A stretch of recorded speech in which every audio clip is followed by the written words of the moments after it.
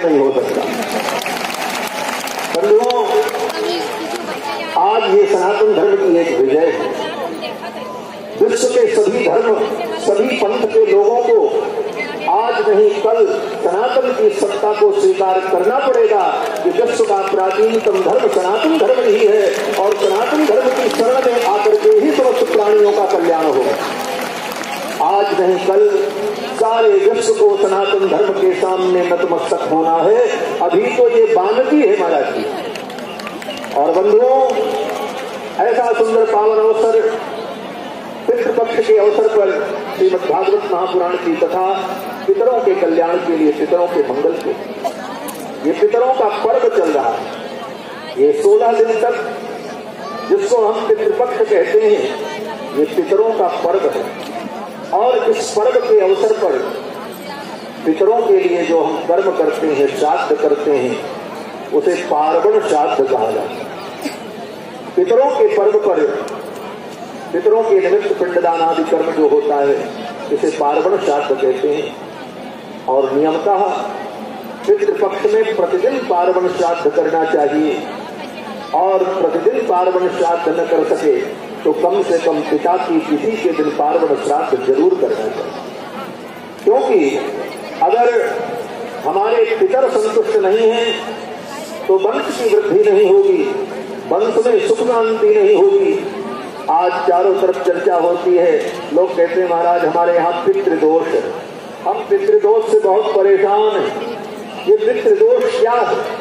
पितृदोष यही है कि जब समय पर पितरों का पूजन, समर्पण, उनके प्रति श्रद्धा समर्पण का जो विधान शास्त्र सम्मत है, वह कार्य जब नहीं होता तो पितर असंतुष्ट हो जाते। गृह सूत्र में लिखा हुआ है कि अगर व्यक्ति पितरों का तर्पण नहीं करता तो वही पितर अपने परिवार के जनों का रक्त पान करे। पारस्पर गृह सूत्र के संध्या सूत्र में, स्नान सूत्र में जहां पर तर्पण का वर्णन है, वहां पर लिखा है जो व्यक्ति अपने पितरों का तर्पण नहीं करता उसके पितर उसी का रक्त पान करे। यही पितृदोष है। हम पितरों के कर्म को भूल गए, पितरों के कर्म से हम दूर होते चले गए। इसका परिणाम हमारे पितृ असंतुष्ट होते हैं और जिसका परिणाम वंश में अशांति है। अच्छी बात है। और अगर विधि पूर्वक न भी हो सके तो देवताओं के पूजन में भाव की प्रधानता होती है। भाव विच्छिन्न देवता, देवता भाव चाहते, लेकिन पितर लोग बोले पितरो वाक्य विच्छिन्न, पितर लोग वाक्य की शुद्धि चाहते हैं। आप श्राद्ध करो तो श्राद्ध में जो मंत्र बोला जाए, जो विधान किया जाए, पिंडदान देते समय जिन संस्कृत के वाक्यों का प्रयोग किया जाए, वो वाक्य व्याकरण से शुद्ध हो।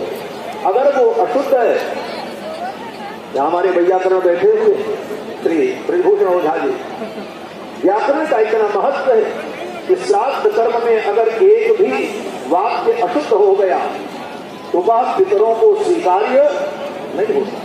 मिथिला में एक बहुत बड़े विद्वान हुए मुरारी मिश्र, जो मीमांसक थे। मुरारे तृतीय पंथ है। मीमांसा शास्त्र में मुरारी के सिद्धांत को तृतीय सिद्धांत कहा जाता है, भाट्ट मत और प्रभाकर मत के अतिरिक्त। तो उनका एक जीवन वृत्त मैंने पढ़ा था कि वो बचपन में पढ़ने लिखने में बड़े कमजोर थे। संस्कृत विद्या में उनकी कोई निष्ठा नहीं थी, खेलते कूदते। और उनके बड़े भाई जो थे वो पढ़ने में बड़े प्रवीण। तो माता जब भोजन कराती थी तो बड़े भाई को, बड़े बेटे को अधिक खिलाती थी, इनको कम खिलाती। एक दिन मुरारी मिश्र जी ने अपनी माँ से पूछा, माँ मैं भी आपका बेटा हूं और आप इनको ज्यादा लाड प्यार करती हो, इनको ज्यादा भोजन खिलाती हो और हमको हमारी उपेक्षा क्यों होती? तो विद्वान की पत्नी विदुषी, उनकी माँ ने कहा, बेटा तुमको खिलाना व्यर्थ है क्योंकि तुम मूर्ख हो। तुम्हारा ये बड़ा भाई संस्कृतज्ञ है, यह पढ़ करके विद्वान बन करके पिंडदानादि कर्म करेगा तो हमें प्राप्त होगा, और तुम मूर्ख हो, तुमको कुछ नहीं आता है, तुम्हारे दिया गया पानी भी हमको प्राप्त नहीं होगा क्योंकि तुम्हारे पास वाक्य की शुद्धि नहीं है, तुम्हें ज्ञान नहीं। यह महत्व श्राद्ध कर्म के संदर्भ में शास्त्रों में कहा गया है। और श्रीमद् भागवत महापुराण, इसकी महिमा में तो आप सभी लोगों ने श्रवण भी किया होगा कि गया में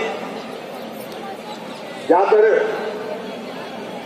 गोकर्ण जी महाराज ने अपने भाई धुंधकारी के उद्धार के लिए पिंडदान किया और वहां भी पिंडदान करने के बाद धुंधकारी को मुक्ति की प्राप्ति नहीं हुई। श्री गोकर्ण जी महाराज जब लौट करके आए तो धुंधकारी प्रेत कभी मेष का रूप कभी भैंसे का रूप धारण करके प्रकट हो जाता था। श्री गोकर्ण जी महाराज ने अभिमंत्रित जल छींट कर उसे थोड़ी शांति प्रदान की और पूछा, तुम कौन हो और क्या चाहते हो?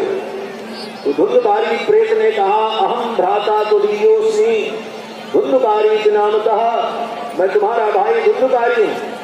गोकर्ण जी ने कहा, तुम्हारे लिए मैंने गया में पिंडदान किया, श्राद्ध किया और तुम मुक्त नहीं हुए?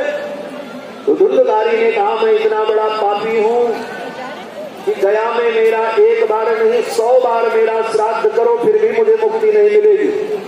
गया श्राद्ध सते नापी मुक्तिर में न भविष्यति, 100 बार गया में मेरा श्राद्ध करो फिर भी मैं मुक्त नहीं होऊंगा, क्योंकि मैं इतना बड़ा पापी हूं। तब श्री गोकर्ण जी महाराज ने भगवान भुवन भास्कर मरीचिमाली भगवान सूर्य से पूछा, हे सर्वेश्वर, आप समस्त विद्याओं के अधिष्ठाता हैं, जिस व्यक्ति का उद्धार गया श्राद्ध करने पर भी न हो, गया में पिंडदान करने पर भी जिसका कल्याण न हो, ऐसी आत्मा के कल्याण के लिए क्या करना चाहिए, क्या उपाय हो सकता है?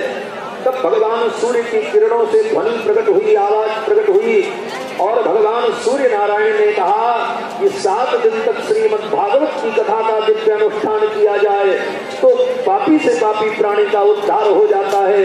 जिसका उद्धार गया श्राद्ध करने पर भी न हो, उसका उद्धार श्रीमद् भागवत महापुराण की कथा से हो जाए। उसका विरोध करेंगे और उसका परिमार्जन करेंगे। काशी को हम काशी बनाए, काशते प्रकाशते काशी, जो प्रकाशित होती है और दूसरों को भी प्रकाश देती है। ये काशी ज्ञान की नगरी है, ये भगवान की नाक है, ये काशी भगवान की नाक है। स्वयं भगवान शंकर रुद्र यामन ग्रंथ में जब 7 पुरियों की महिमा का वर्णन करते हैं तो भगवान शंकर कहते हैं, विष्णोर पाद अवंतिका गुणमयी मध्य च कांची पुरी नाभिं द्वारवती तथा च हृदयं मायापुरी पुण्यदा ग्रीवा मोद मुदा हरन्ति मथुरा नासांच वाराणसी एतत् ब्रह्म पदम वदन्ति मुनयोर अयोध्यापुरी मस्तकम।